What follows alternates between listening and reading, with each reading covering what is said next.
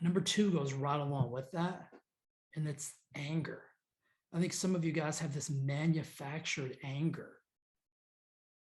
that you're spewing all over everybody because you're scared, you're hurt, you're fearful, you're overwhelmed, you're chaotic on the inside.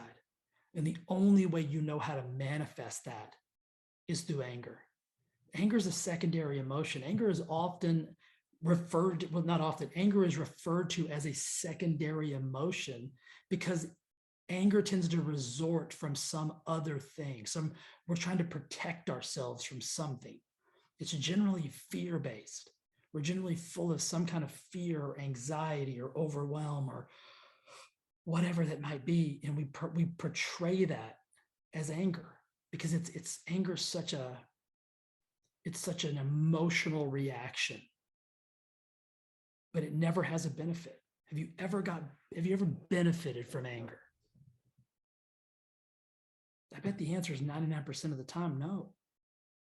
And hate and anger are going right along together. Like it's that secondary emotion that you're afraid of something. You've been told that you have to be afraid of other people.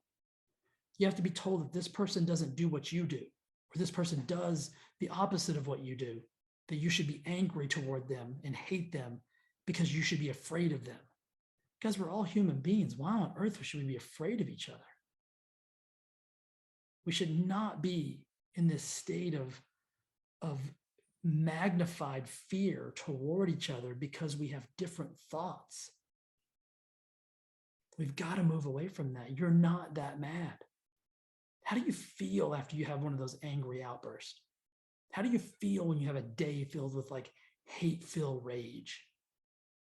Are you exhausted at the end of the day? Or are you fulfilled and feel happy and abundance and joy?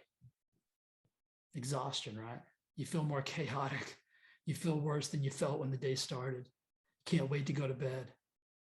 And then you get up and do it all again because you've been programmed. It's the reticular activating system at work inside of your brain. Unfortunately, the human brain, the human in and of itself is the most sophisticated supercomputer on the planet. And it will give you more of what you're focused on.